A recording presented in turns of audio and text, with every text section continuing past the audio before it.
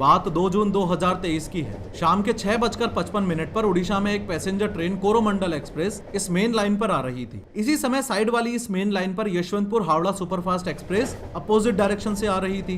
दोनों ही ट्रेन में सब कुछ नॉर्मल था। लोको पायलट्स अपना काम कर रहे थे और यात्रीगण अपनी यात्रा का मजा ले रहे थे। यहाँ 2 लूप लाइंस भी हैं और इन दोनों ही लूप लाइंस पर मालगाड़ियां खड़ी हुई थी। कोरोमंडल एक्सप्रेस के लोको पायलट को सिग्नल ग्रीन मिला, इसलिए वो अपनी फुल परमिसिबल स्पीड यानी 128 किलोमीटर पर आवर की रफ्तार से आगे बढ़ रहा था। लेकिन इस जगह जहां ट्रेन अपनी पटरी बदलती है, जिसे रेलवेज की लैंग्वेज में पॉइंट बोला जाता है, इस जगह कुछ ऐसा हुआ कि कोरोमंडल एक्सप्रेस अपनी पटरी से उतर गई, पलट गई, मालगाड़ी के ऊपर चढ़ गई। कुछ डिब्बे दूसरी मेन लाइन पर भी फिक गए, जिसकी वजह से साइड से गुजर रही यशवंतपुर हावड़ा सुपरफास्ट एक्सप्रेस के पीछे के 2 डिब्बे इन डिब्बों से टकराए और वो भी डिरेल होकर फिक गए। हम इस वीडियो में पॉलिटिक्स नहीं पेलेंगे कि रेल मंत्री को इस्तीफा देना चाहिए या नहीं, या राहुल और ममता को इस मुद्दे पर राजनीति करनी चाहिए या नहीं, बल्कि हम इस वीडियो में अपना फोकस इस पटरी बदलने वाली जगह यानी पॉइंट पर रखेंगे। 3D एनिमेशन की मदद से ये समझेंगे कि रेलवेज मिनिस्टर अश्विनी वैष्णव ने जिस इलेक्ट्रॉनिक इंटरलॉकिंग सिस्टम को इस एक्सीडेंट का जिम्मेदार बताया।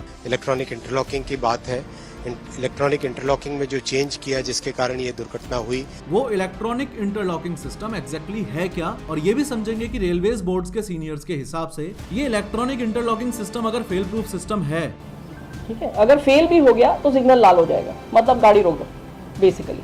अगर फेल हुआ तो उसमें फेल सेफ सिस्टम है, फेलियर कंप्यूटर समझता है, लॉजिक समझता है। तो यहाँ सीधा जाने का ग्रीन सिग्नल होते हुए भी कोरोमंडल एक्सप्रेस लूप लाइन की तरफ कैसे मुड़ गई? कैसे ये सदी का सबसे बड़ा रेल हादसा बना? कैसे 1100 लोग घायल हुए और 288 लोगों ने अपनी जान गंवाई? और कौन इस बालेश्वर ट्रेन एक्सीडेंट के लिए जिम्मेदार है?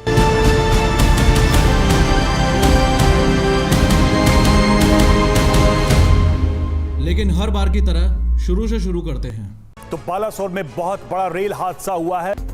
बालासोर ट्रेन हादसे पर पीएम मोदी की इमरजेंसी मीटिंग। हादसे पर हर अपडेट पर नजर, सूत्रों के हवाले से मिली जानकारी। ओडिशा के बालासोर में हुए ट्रेन हादसे ने हर एक को झकझोर कर रख दिया है। 2 जून को दोपहर 3:20 पर यह Coromandel express Shalimar railway station west Bengal से चल पड़ी। करीबन 25 घंटे का सफर करके इस ट्रेन को Chennai central railway station Tamil Nadu पहुंचना था। ये राइट टाइम चल रही थी और 6:55 पर यह बालेश्वर के नजदीक बहानका बाजार रेलवे स्टेशन के करीब पहुंच चुकी थी। दूसरी ओर दूसरी मेन लाइन पर चलने वाली यशवंतपुर एक्सप्रेस, जो कि एक दिन पहले सुबह 10:35 पर SMVT बेंगलुरु से चली थी और आज 2 जून को करीबन 11 बजे हावड़ा जंक्शन पहुंचने वाली थी, वो भी इसी समय 6:55 पर यहीं बहानगा बाजार रेलवे स्टेशन के नजदीक इस कोरोमंडल एक्सप्रेस को क्रॉस कर रही थी। यहाँ आपको 2 बातें बहुत अच्छे से पता होनी चाहिए।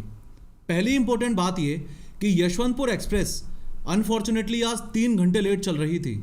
यानी इस एक्सीडेंट साइट पे जिस समय ये कोरोमंडल एक्सप्रेस को क्रॉस कर रही है, निर्धारित समय की माने और अगर ये राइट टाइम चल रही होती तो यहाँ से इसे 3 घंटे पहले ही यानी शाम 4 बजे के आसपास ही गुजर जाना चाहिए था। दूसरी इंपॉर्टेंट बात ये कि बहानगा बाजार एक माइनर रेलवे स्टेशन है, इसलिए इन दोनों ही एक्सप्रेस गाड़ियों का उस रेलवे स्टेशन पर स्टॉपेज नहीं था।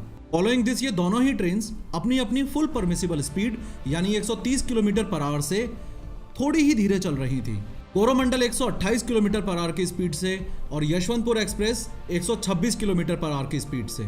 आपने ये नोटिस भी किया होगा कि जिस माइनर स्टेशन पर किसी ट्रेन को नहीं रोकना होता, उस स्टेशन पर से ट्रेन को जानबूझकर फुल स्पीड पर निकाला जाता है ताकि पैसेंजर्स जबरदस्ती चढ़ने की कोशिश ना करें। खैर, एक्सीडेंट के रीजन को समझना ऑलमोस्ट इम्पॉसिबल है अगर इन ट्रेन ट्रैक्स को अच्छे से ना समझ पाए तो। देखो, एक्सीडेंट साइट पर ये 4 ट्रेन ट्रैक्स मौजूद थे। इसमें से ये बीच वाली जो दोनों पटरियां एकदम सीधी जा रही हैं, इनको बोला जाता है मेन लाइन, और ये जो 2 छोटी पटरियां आपको साइडों में दिख रही हैं, इनको बोला जाता है लूप लाइंस। लूप लाइंस को आसान भाषा में आप ऐसे समझो कि ये साइड देने के लिए बनी है। इसका मतलब ये कि इसी पटरी पर अगर मालगाड़ी जा रही है और इसी सेम पटरी पर पीछे से राजधानी एक्सप्रेस आ रही है, तो राजधानी एक्सप्रेस को आगे भेजने के लिए मालगाड़ी को थोड़ी देर के लिए लूप लाइन में ले जाकर खड़ा कर देंगे और राजधानी अपनी सेम मेन लाइन से होते हुए सीधी सीधी फुल स्पीड में आगे निकल जाएगी। 2 जून को शाम को जिस दिन एक्सीडेंट हुआ, उस दिन इस वाली लूप लाइन में और उस वाली लूप लाइन में दोनों में ही मालगाड़ियां खड़ी हुई थी और at the same time Coromandel express और यशवंतपुर एक्सप्रेस अपोजिट डायरेक्शन में मेन लाइन से गुजरती हुई एक दूसरे को क्रॉस कर रही थी। ट्रेन को मेन लाइन से लूप लूप लाइन में घुसाने वाली इस जगह को पॉइंट बोला जाता है। आसान भाषा में बताऊं तो ये वो जगह है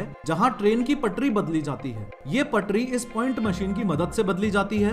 इसी चैनल पर इसी वीडियो में मैंने ऑलरेडी डिटेल में बताया हुआ है कि ट्रेन पटरियां कैसे बदलती हैं। इस वीडियो में अच्छे से मैंने आपको ये भी बताया था कि ट्रेन किस पटरी या किस डायरेक्शन में जाएगी ये ट्रेन के ड्राइवर यानी लोको पायलट के हाथ में नहीं होता, बल्कि ये रेलवे स्टेशन या प्लेटफॉर्म पर मौजूद एक ऑफिस से इलेक्ट्रॉनिकली कंट्रोल किया जाता है। लोको पायलट सिग्नल्स को फॉलो करते हुए बस ट्रेन की स्पीड को कंट्रोल करता है। सिमिलरली जिस समय एक्सीडेंट हुआ उस समय इंजन में मौजूद कोरोमंडल एक्सप्रेस के लोको पायलट गुणानिधि मोहंती और assistant loco pilot Hazari Behera के हाथ में भी ये नहीं था कि वो सीधे जाएंगे या लूप लाइन में घुस जाएंगे जिसमें मालगाड़ी खड़ी थी। इसलिए टेक्निकली इस एक्सीडेंट में